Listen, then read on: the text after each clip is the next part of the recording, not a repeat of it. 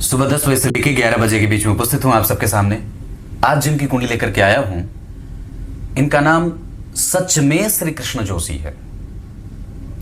आज से पहले मैंने जितनी कुंडलियां देखी हैं जो सुबह वाले कार्यक्रम में, उन लोगों के नाम मैं बता बता करके या बदल बदल करके रखता था। वो पता नहीं, मुकेश, सुरेश, दिनेश, महेश, सब तो भगवान के ही नाम हैं। चिंटू, मिंटू, पिंटू वगैरह रखते थे, पर मैं अपने तरीके से राधा रानी या फिर भगवान का नाम रख लेता था। पर ये सच में श्री कृष्ण है जोशी। इनका जन्म हुआ है वॉलनट ग्रीक, कैलिफोर्निया, यूएसए।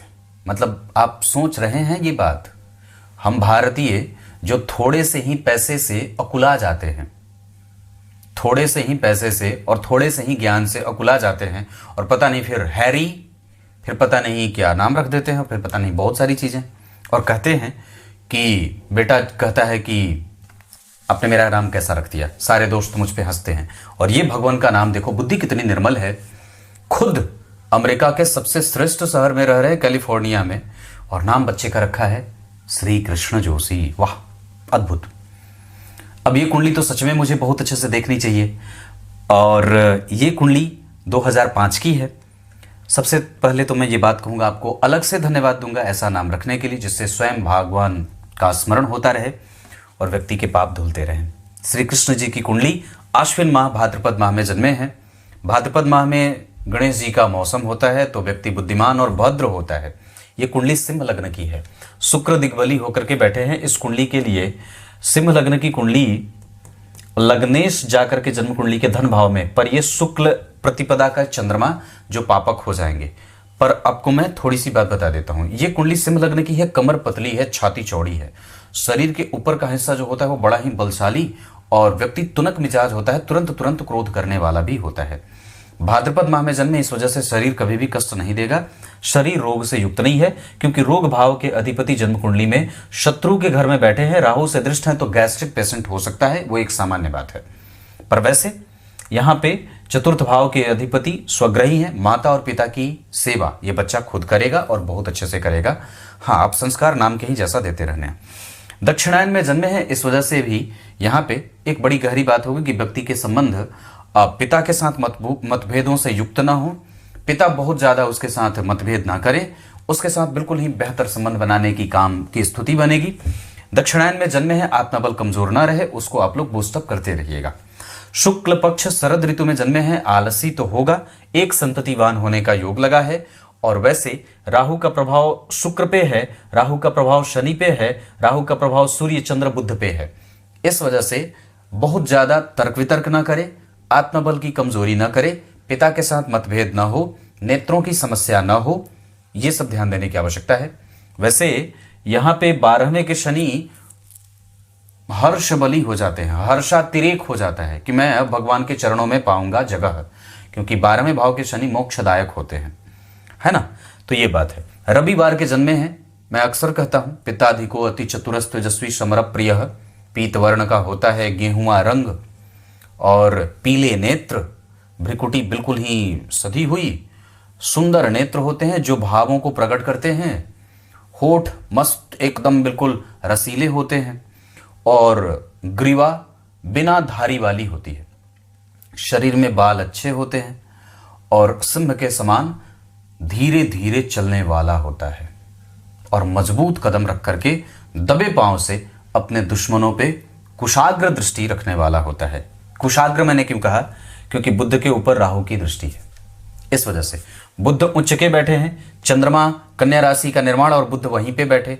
सूर्य और चंद्र धन भाव में बाहर ले जाकर के धन कमाने की कोशिश करेगा, व्यक्ति को बाहर से धन कमानेगा। हस्त नक्षत्र भुजाओं का नक्षत्र, इनका जन्म हुआ है मघा नक्षत्र के पहले चरण में, 2 डिग्री का यह लग्न बनेगा, तो ये पहले चरण का लग्न होगा। अब यहाँ पे मघा नक्षत्र के अधिपति केतु होते हैं, ध्यान से समझिए मेरी तरफ देख के। मघा नक्षत्र के पहले चरण के अधिपति बन जाते हैं मंगल, मघा नक्षत्र के अधिपति बनते हैं केतु। अब यहाँ पे लग्न बना सूर्य का, नक्षत्र के चरण के अधिपति हो गए मंगल, और इस कुंडली के लग्न के अधिपति हो गए सूर्य। तो सूर्य, केतु और मंगल का प्रभाव इस कुंडली में, जो सूर्य से प्रभावित है, गुरु सम होते हैं, मतलब ना तो बहुत ज्यादा अच्छे ना तो बहुत ज्यादा बुरे। शनि इस कुंडली के लिए पापी ग्रह के रूप में और मारक ग्रह के रूप में जाने जाते हैं। मंगल और सूर्य इस कुंडली के लिए सर्वाधिक शुभ ग्रह के रूप में जाने जाते हैं, मंगल और सूर्य। गुरु इस कुंडली के लिए सामान्यतया, क्योंकि एक राशि उनकी अष्टम भाव में भी बन जाती है, इस कुंडली के लिए राहु वहां बैठे हैं और इस भाव पे बुध का नीच प्रभाव जाना और सूर्य और चंद्रमा का प्रभाव वहां पे जाना, इस वजह से व्यक्ति को थोड़े बहुत कमजोरीपन के साथ पर संभवतया वो अपना रिसर्च पूरा कर लेता है। तो गुरु यहां पे सम हो जाए, बुध यहां पे पापी ग्रह के रूप में भी जाने जाते हैं, हालांकि वो धन और लाभ के अधिपति हैं, स्वग्रही बैठे हैं, तो व्यक्ति को पैतृक संपत्ति और उसकी बुद्धि और उसका स्वभाव बड़ा ही निडर और जिज्ञासु होता है। साथ ही साथ वो धनपति भी बनता है। विलंब से, देर से धन भले आए पर बड़ा ही परिपूर्ण आता है। ब्रह्म के सदृश सभी चीजों को समझने वाला, ब्रह्म योग में जन्मे हैं। किस्तुघ्न कर्ण, वैश्य वर्ण और देवगण के होने के कारण संतुलन बनाने की पूरी कोशिश करेंगे। वाणी कठोर कभी कभी होगी क्योंकि राहु और शनि का प्रभाव है। यहां पे लग्न के अधिपति का धन में जाना लाभेश के साथ धनपति योग बनेगा, क्योंकि मैंने योगा योग वाले कार्यक्रम में यह बात कही है कि धन के अधिपति का लग्नेश के साथ धन में जाना, लाभ के अधिपति का धन भाव या दशम भाव या चतुर्थ भाव या पंचम भाव या नवम भाव या लग्न के अधिपति के साथ धन में जाना धनवान योग बनाता है। शनि राहु केतु का प्रभाव जन्म कुंडली के द्वितीय भाव पे है। इस वजह से व्यक्ति प्राइवेट नौकरी करेगा, बाहर विदेश से जोड़ करके नौकरी करेगा, विदेश में रहेगा, क्योंकि छठवें भाव के अधिपति विदेश में है, तो कभी कभी आर्थिक नुकसान भी होगा शनि राहु केतु की दशाओं में। राहु अष्टम में है, व्यक्ति आसानी से किसी बात से निकल नहीं पाता है और वैचारिक होता है, विचारणीय बिंदु पे बहुत अच्छे तरीके से विचार करे। कई बार सिंह लग्न से और द्वितीय भाव में सूर्य बुध और चंद्रमा राहु केतु शनि के प्रभाव के कारण जहां क्रोध करना होगा वहां नहीं करेगा, जहां नहीं करना होगा वहां क्रोध कर जाएगा। जिस बात पे खुश होना चाहिए वहां पे अप्रसन्न रहेगा, जिस बात पे प्रसन्न होना चाहिए उस पे नहीं होगा। मतलब ये उल्टा होता है। द्वितीय भाव के बाद अगर आप विचार करें तो तीसरे भाव के अधिपति शुक्र जन्म कुंडली में दिग्बली हैं। वृश्चिक राशि का अधिपति मंगल स्वग्रही, माता और पिता का सेवा भाव बढ़िया रहेगा और इस भाव के अधिपति होकर के इस भाव से, अब जरा विचार करिए तो इस कुंडली में मंगल ने शनि को देखा, शनि की घूम करके दृष्टि मंगल पे आ गई, ये योग ठीक नहीं होगा। इस कारण से बहुत संतुलन बनाने की आवश्यकता होगी। स्वास्थ्य में, जीवन में बहुत उधेड़बुन न हो, करियर को लेकर के कोई कंफ्यूजन न हो, भ्रम ना पालें, किसी के साथ झगड़ा लड़ाई आदि न करें। और सिंह लग्न के हैं, ये बात हमेशा ही याद रखें कि आप प्रवृत्ति में समझौतावादी नहीं हैं तो बनने की कोशिश भी नहीं करनी है। वैसे आपको अपनी शर्तों पे काम करने की आदत सी होगी। व्यक्ति अपने हिसाब से काम करता है, जिद्दी होता है, हठी होता है, गुस्सैल होता है, तुनक मिजाज होता है, लेकिन स्वाभिमानी होने के साथ साथ महत्वाकांक्षा का बल और इसके अतिरिक्त नैतिकीय होता है। वो कभी भी नैसर्गिक रूप से कभी भी किसी को ठेस नहीं पहुंचाता है और किसी के साथ भी बदतमीजी या बदसलूकी नहीं करता है। हमेशा धर्म को मानने वाला, पूर्वजों में विश्वास करने वाला। मघा नक्षत्र के जो अधिपति हेतु हैं होते हैं केतु, वो पितरों के, उनके देवता पितर होते हैं। तो व्यक्ति पूर्वजों में विश्वास करने वाला, दादा दादी, नाना नानी, चाचा चाची, जो पूर्वज हैं, जो पहले रह चुके हैं, जिनका संबंध पहले से कनेक्शन व्यक्ति के साथ बना है, उसके साथ उसके संबंध अच्छे होते हैं। और साथ ही साथ वो उनकी फिक्र करने वाला, उनसे संबंध बना करके रखने वाला और उनके साथ उनका आशीर्वाद प्राप्त करने वाला होता है। तो इस मामले में आपको परेशान होने की कोई आवश्यकता, वाणी कठोर ना हो, इसका भाव यहां पे गड़बड़ होगा। मंगल और शनि ने एक दूसरे को देखा है, इस वजह से मैं इसे बहुत अच्छा नहीं मानता। इस पे मैंने कार्यक्रम भी बनाया है, ये बहुत संतुलित होकर के परिणाम नहीं देते हैं। इस वजह से एक्सीडेंट ना हो, चोरी चपेट की घटना ना हो, दुर्घटनावादी के योग बनेंगे। और ये राहु की दशा बाबूरी अभी चल रही है, 2035 के दिसंबर तक सावधानी आवश्यक होगी। इसके बाद अष्टम भाव जागेगा, यानी गुरु की दशा भी आएगी, तो धनु और मीन राशि एक्टिव होंगे। राशि के अधिपति तुला के बैठे हैं, व्यक्ति अपना ही कारोबार करे तो ज्यादा बढ़िया होगा। यहाँ पे गुरु तुला के, अपना काम यहाँ भी, और यहाँ पे गुरु तुला के, ये जातक 100% अपना काम करेगा। यहाँ पे चंद्रमा के कमजोर होने के कारण राहु भी परेशान करेंगे और शनि भी परेशान करेंगे, क्योंकि आपकी कुंडली के जो सबसे महत्वपूर्ण सूर्य और चंद्रमा होते हैं वो किसी भी लग्न की कुंडली के लिए महत्वपूर्ण नहीं होते हैं। वो अगर महत्वपूर्ण हैं और अगर वो प्रभावित हैं तो निस्संदेह वो कई बार शनि और राहु से पीड़ित और परेशान होने के कारण, क्योंकि आप जरा देखें तो गुरु भी तीसरे भाव में बहुत अच्छे नहीं होते, तो यहां पे व्यक्ति को व्यापार, हाँ, इस गुरु का एक फायदा यह होगा कि व्यक्ति स्वयं का रोजगार स्थापित करे और समाज में बड़े अच्छे और ऊंचे लोगों से उसकी पहुंच अच्छी हो जाती है। शनि और मंगल एक दूसरे को देख रहे हैं, ये गड़बड़ है। व्यापार अपना करे तो इसको ऐसी कोई भी शिक्षा दी जाए जो आगे चलकर के बहुत बड़ा बिजनेसमैन बन सके। शुक्र का यहां बैठना ये धन से संबंधित चीजें ठीक करे। सूर्य बहुत बढ़िया, वर्गोत्तम, और यहां पे सूर्य नीच के हो रहे हैं, हालांकि उनका नीच भंग शनि की दृष्टि के कारण और शनि के केंद्र में आने के कारण होगा। रविवार के सवाल के लिए किसी ने सवाल पूछा था कि क्या नवमांश में भी ग्रहों का नीच भंग होता है? हाँ बिल्कुल, वो उसे आप स्वतंत्र चार्ट के रूप में देखेंगे तो निस्संदेह वहां भी ग्रहों का नीच भंग होता है। तो ये इसकी कुंडली है। इस कुंडली में लग्न के अधिपति का धन में जाना बढ़िया, धन के अधिपति का धन में बैठना ठीक, पराक्रम के अधिपति का चतुर्थ में आना बहुत बढ़िया होगा, दिग्बली होंगे, राहु से दृष्ट है तो व्यक्ति थोड़ा खर्चीला भी होगा। शुक्र दिग्बली होंगे, लग्न के इस भाव के अधिपति स्वग्रही हैं, इस वजह से व्यक्ति के पास चल अचल संपत्ति और उसका मन शांत है। अगर वो कभी कभी क्षुब्ध होगा तो वो शनि और राहु के प्रभाव में आने के कारण चंद्रमा के। पंचम भाव के अधिपति का तृतीय में जाना संतान उत्पत्ति में बाधाएं न करे, संतति के साथ संबंध कमजोर ना हो, क्योंकि इस भाव के ठीक पीछे सूर्य चंद्र का अमावस्या दोष लगा है, या इस भाव के ठीक आगे राहु बैठे हैं, इस भाव के कारक तुला में बैठे हैं जो ठीक नहीं होते। इस कुंडली के मंगल से देखे जा रहे हैं पंचमेश, इस वजह से संतति से सुख तो मिलेगा, संतति बुद्धिमान तो होती है पर उनको मेहनत करनी पड़ सकती है। इस वजह से कुंडली बिना मिलाए विवाह ना करिएगा, और चाहे कहीं से भी हो सके संतति जो विवाह जिससे करे वो कम से कम भारतीय हो, क्योंकि यहाँ पे शुक्र बैठे हैं जो दशम भाव के अधिपति हैं। तो कई बार व्यक्ति को कर्म क्षेत्र से लगी हुई ही जातिकाएं मिल जाती हैं विवाह करने के लिए, तो प्रेम विवाह के आसार भी बनेंगे और वो कोई बहुत बड़ी बात नहीं होगी इस क्षेत्र के लिए जहां पे आप रह रहे हैं। पर फिर भी भारतीय हो और कुंडली मैच करती हो तो ज्यादा अच्छा रहेगा अगर आगे के दाम्पत्य के लिए। छठवें और सातवें भाव के अधिपति होकर के शनि 12वें हैं, इस वजह से भी विवाह करने की आवश्यकता मिला करके होगी। सप्तम और छठवें भाव के अधिपति कई बार आपको शत्रुओं से परेशान कर सकते हैं, बेवजह के कामों में आपको दखल देना पड़ता है, कई बार लड़ाई झगड़े में व्यक्ति उलझ जाता है। ऐसा कोई भी काम नहीं करना चाहिए, इससे आपको नुकसान होगा और आप हार जाएंगे। कानून का पक्ष आपकी कुंडली के लिए बहुत ज्यादा सटीक नहीं है। इस भाव के उच्च की राशि से मंगल केंद्र में बैठे हैं, इतना ही बल आपको मिला है कि इस भाव का अधिपति इसको देख रहा है, पर वस्तुतः अगर जो राहु और शनि की दशा मंगल की चलेगी तो ये कष्टकारी भी हो जाए। क्यों फंसना? शत्रु के घर में बैठे हैं, देख रहे हैं तो चलो अच्छी बात है, पर हमें उलझने की आवश्यकता ही नहीं है। अष्टम भाव में राहु का बैठना दिमाग खराब करता है, परेशान करता है, बेवजह की निंदा पात्र बनाने की कोशिश करता है, उलझनों में डालता है, पिता का स्वास्थ्य कमजोर करता है, मतभेद उत्पन्न करता है और व्यक्ति खुद में ही कंफ्यूज रहता है। ये ना करिए। जितना ज्यादा हो सके गणेश जी के मंत्रों का जप, महापुरुषाय नमः, श्री महापुरुषाय नमः, अच्युताय नमः, गोविंदाय नमः, अनंताय नमः, माधवाय नमः, गोविंदाय नमः, नारायणाय नमः, इन मंत्रों का जप हमेशा व्यक्ति करता रहे। दशम भाव से पहले नवम भाव की स्थिति बहुत अच्छी बनी है, मैं इसे बिल्कुल भी खराब नहीं कहूंगा।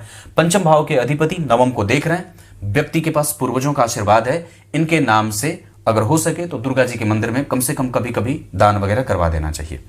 भाग्य बल ठीक है, भाग्य ठीक है। मंगल की दशा में व्यक्ति का भाग्योदय हो जाएगा और व्यक्ति अपने पूर्वजों की तरह पूजनीय होता है और बड़े खानदान का होता है। पिता के साथ और पिता का सुख सर्वस्व बहुत अच्छा भोगता है और पिता के लिए भाग्यशाली भी होता है।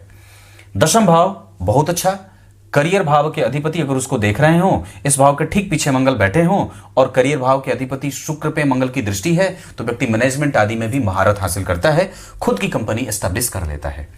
एकादशवां भाव बहुत बढ़िया, 12वां भाव शनि, उसमें तो कहना ही नहीं है, अगर वो शत्रु के घर में नहीं बैठे होते तो और भी अच्छी बात होती। वैसे एक बात बता दूं, पापक ग्रहों का शुभ ग्रह की राशि में बैठना अच्छा होता है, पर चंद्रमा का 12वें भाव में राशि का बनना और धन भाव में जाना ये थोड़ा बहुत असंतुलन कर सकता है, थोड़ी बहुत असंतुलन, जैसे धन खर्च होता रहे, क्योंकि शुक्र के ऊपर राहु की दृष्टि है, 12वें भाव के अधिपति धन में बैठे हैं, सूर्य और चंद्रमा एक साथ बैठ रहे हैं, बुध सूर्य और चंद्रमा पे राहु केतु का प्रभाव है। इस वजह से हालांकि एक बात तो है कि व्यक्ति अपने अनुभवों से, अपनी युक्ति से धन बहुत अच्छा कमाएगा। यहां पे भी सूर्य चंद्रमा ठीक है, यहां शुक्र बढ़िया बैठ रहे हैं, केंद्र के अधिपति हैं, केंद्र में बैठे हैं। भाग्य भाव में मंगल राहु, दाम्पत्य बिना मिलाए करेंगे तो फिर अनबन होगी, तो फिर उस समय ज्योतिषी को दोष ना दीजिएगा। यहां पे गुरु सूर्य और चंद्रमा का एक साथ बैठना पंचम भाव पे व्यक्ति की कर्म क्षेत्र में वो चाहे कुछ भी करे पर नैतिकता का दोहन नहीं करेगा और हमेशा ही लॉजिकल होता है, हमेशा ही नेचर को समझने वाला होता है, प्राकृतिक दृश्यों का, प्राकृतिक छटाओं का, पहाड़ों का, जंगलों का, नदियों का, झरनों का, तालाब का, पोखरों का प्रिय होता है और वहां उसका मन लगता है। ये जल में, वन में विहार करने वाली राशि है सिंह राशि। वन में विहार करने वाली सिंह की भांति व्यक्ति होता है। आप राजा ही हो, पर याद रखिए आप किसी को सताने के लिए कभी भी राजा नहीं बनते। यह बात हमेशा याद रखने वाली है। राजा जैसे ही भ्रष्ट होने लगता है उसका साम्राज्य छिन्न भिन्न हो जाता है। मुगल वंश को देख लीजिए कैसा छिन्न भिन्न हुआ, ऐसा। ये इतनी सारी बातें। अब उसके बाद आपको मैं कुछ अच्छी चीजें बता देता हूं। इस कुंडली के लिए रविवार और मंगलवार का दिन बहुत अच्छा रहेगा। अंक इस कुंडली के लिए 8 बहुत अच्छा रहे। और इस राशि के हिसाब से अगर देखें तो धनु, मेष और मिथुन राशि की जातिकाएं विवाह करने के लिए इस कुंडली में कन्या, वृश्चिक और तुला राशि की जातिकाएं ठीक रहेंगी। विवाह कभी भी करना हो दक्षिण और पूर्व बहुत अच्छा रहेगा। धन कमाने के लिए उत्तर दिशा बहुत अच्छी रहेगी। इसके अतिरिक्त इस कुंडली के लिए मित्र, धनु और मेष वाले बहुत अच्छे बनेंगे। शत्रुता कर्क, कन्या, मकर और मीन वालों से न करें। नक्षत्र के आधार पर रेवती, हस्त, विशाखा, पुष्य, पुनर्वसु, श्रवण, मृगशिरा ये सब नक्षत्र अच्छे होंगे। उत्तरा फाल्गुनी, उत्तरा भाद्रपद और उत्तराषाढ़ा भी अच्छा रहेगा। आगे बढ़ के बता दूं, मंगल आपकी कुंडली में सबसे ज्यादा बलवान है और इस कुंडली में सारे ग्रह अच्छे परिणाम करेंगे। डिग्री के हिसाब से सूर्य और चंद्रमा भी बड़े अच्छे बैठे हैं, मैं उन्हें खराब नहीं कहूंगा। इस कुंडली के आधार पे भाग्य बल ठीक है, चतुर्थ का बल ठीक है और कम से कम तीसरा भाव ये ठीक है, ये ठीक है, ये ठीक है। गुरु अगर तुला के नहीं बैठे होते तो अच्छा होता। शनि की दृष्टि जन्म कुंडली में धन भाव पे गंभीर बनाए। शनि की दृष्टि यहां पे शत्रुओं से बचाने का काम करे, पर उलझिएगा मत। शनि की दृष्टि मंगल पे, इस वजह से भाग्य में अवरोध और भाग्य में उत्थान में कमजोरी, बजरंग बली की पूजा आवश्यक होगी। घर के बुजुर्ग जो लोग हैं वो इनके माता पिता अगर हो सके तो इनके लिए सुंदरकांड की कम से कम 1 पेज का अध्याय, एक पेज अवश्य ही प्रत्येक दिन पढ़ लिया करें और जातक से स्वयं अपने पितरों के निमित्त दीप दान करवाएं। प्रत्येक दिन दीपक जला करके पूर्वजों को प्रणाम करने का काम बहुत अच्छा रहेगा। देवी दुर्गा जी के मंदिर का दर्शन और कम से कम अपने घर में गीता जी को और रामचरितमानस को स्थान दीजिए और अगर नहीं है मुझसे मांगिए, मैं भेजूंगा। क्लियर है? यहां पे गुरु का प्रभाव पंचम भाव के लिए संतुलन पैदा करेगा, दाम्पत्य को बिगड़ने से रोकेगा और गुरु का प्रभाव यहां के लिए कम्युनिकेटिव और संचार में आगे। पर यहां गुरु तुला के बहुत अच्छे नहीं होते, व्यापारिक दृष्टिकोण देंगे। गुरु का प्रभाव यहां के लिए भगवत भक्त और नारायण की पूजा करने वाला, स्वयं भगवान में आस्थावान और साथ ही साथ माता पिता की सेवा करने वाला। जब कभी भी कोई काम करना होगा मैं आपको सूत्र बताता हूं। मंगल का अंतर प्रत्यंतर कभी भी कुछ चलेगा, कर लीजिएगा। इस कुंडली के हिसाब से गुरु और मंगल और सूर्य के अंतर प्रत्यंतर दशाओं में आप कोई भी काम कर सकते हैं। दिन आपके लिए मैंने रविवार और मंगलवार का बताया है, नक्षत्र बता रखा है, इतना काम काफी है। इसके बाद आपकी कुंडली में बल देने की आवश्यकता है मंगल को। वो मृतप्राय हो रहा है पर फिर भी बलवान है क्योंकि भाग्य भाव में स्वग्रही है, गुरु से दृष्ट है, इससे बढ़िया कुछ नहीं होता। बुध के पास बल है, बालकपन मत करिएगा। गुरु आपकी कुंडली में 25% के परिणाम के साथ हैं और बुध भी, इस वजह से मंदिर का दर्शन, गणेश जी के मंत्रों का जप, मैंने कहा श्री महापुरुषाय नमः, ये बहुत आपकी कंसंट्रेशन को बिलो नहीं होने देगी और रेगुलराइज होने की कोशिश करिएगा। चंद्रमा अनियमित बनाते हैं और रेगुलर एक जैसा नहीं बनने देते क्योंकि वो बाधित हैं।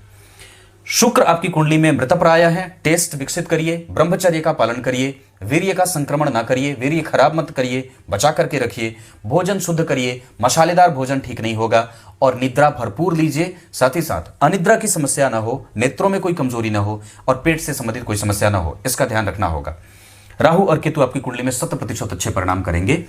इस कुंडली के लिए राहु अच्छे हैं, अच्छे भाव में नहीं बैठे हैं। हाँ, आप उनसे जरूर ही कुछ सकारात्मक प्रभावों में जा सकते हैं। रिसर्च यही राहु आपको पाथ देगा, बताएगा कि ऐसे इस रास्ते पे चलना है। यह व्यक्ति निश्चित रूप से अपना व्यवसाय करे तो ज्यादा सफल होगा, चाहे कुछ भी हो।